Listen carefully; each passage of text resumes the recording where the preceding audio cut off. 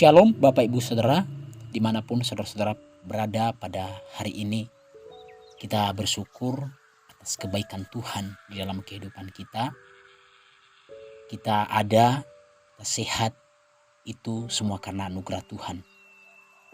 Pada hari ini saya rindu bagikan firman Tuhan kepada kita.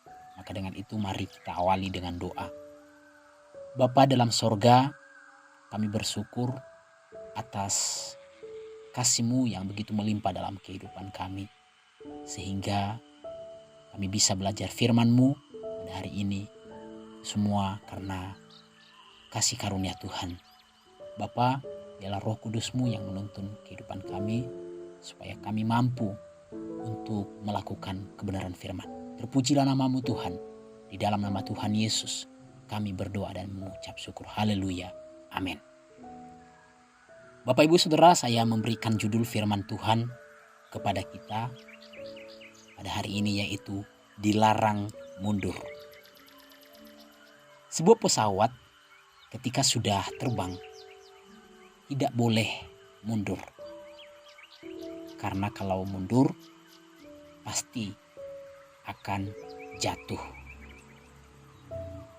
Jadi begitu juga kehidupan kita. Bapak Ibu Saudara, kalau kita mundur, pasti kehidupan kita juga akan jatuh. Ibarat berperang, kalau kita dalam keadaan berperang mundur, pasti lawan kita akan menyerang kita habis-habisan sehingga kita kalah. Maka dengan itu saya mengambil nats firman Tuhan, yaitu pada hari ini dalam Ibrani pasal yang ke-10 ayat yang ke-37 sampai 39. Saya bacakan firman Tuhan ini demikian. Sebab sedikit, bahkan sangat sedikit waktu lagi, dan Ia yang akan datang sudah akan ada tanpa menanggungkan kedatangannya. Tetapi orangku yang benar akan hidup oleh iman, dan apabila ia mengundurkan diri, maka aku tidak akan berkenan kepadanya. Tetapi kita bukanlah orang yang mengundurkan diri dan binasa, tetapi orang-orang yang percaya dan yang beroleh hidup. Sungguh luar biasa kalau kita merenungkan firman Tuhan ini. Kita bacakan pada hari ini. Karena firman Tuhan itu melarang kita mundur. Kenapa firman Tuhan melarang kita mundur? Ya, poin yang pertama saudaraku, karena kedatangan Tuhan semakin mendekat. Itu tertulis dalam Ibrani pasal 10 ayat yang ke-37 yang mengatakan, sebab sedikit bahkan sangat sedikit waktu lagi, dan Ia yang akan datang sudah akan ada tanpa menanggungkan kedatangannya. Jadi poin yang pertama, kenapa firman Tuhan melarang kita mundur? Ya karena kedatangan Tuhan sudah mendekat. Dan itu harus kita ingat setiap hari dalam kehidupan kita.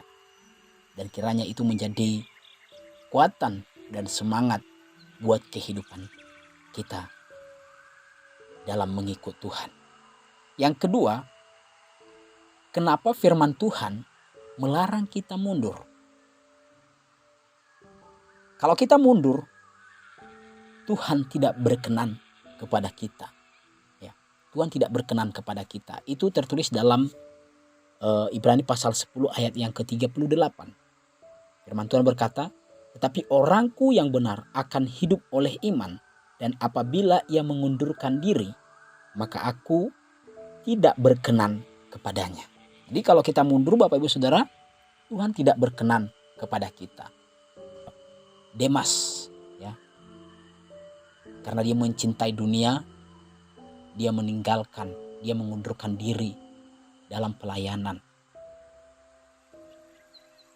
Yang kita contoh seperti itu, tapi biarlah hati dan hidup kita tetap berjuang untuk mengikut Tuhan dalam kehidupan kita ini. Memang kita akui bahwa berat mengikut Tuhan. Ada banyak persoalan, ada banyak pergumulan yang harus kita hadapi. Tetapi apapun itu Bapak Ibu Saudara, kita harus yakini dalam persoalan, dalam pergumulan yang kita hadapi itu, ada Tuhan yang menyertai kehidupan kita kalau kita sungguh-sungguh datang kepadanya. Poin yang ketiga, kenapa Tuhan melarang kita mundur? Kalau kita mundur, kita akan binasa. Ayat yang ke-39, tetapi kita bukanlah orang-orang yang mengundurkan diri dan binasa, tapi orang-orang yang percaya dan yang beroleh hidup. Ini harus kita tanamkan dalam kehidupan kita. Kalau kita mundur, ya pasti kita akan binasa. Saya sudah katakan tadi, barat si orang yang berperang.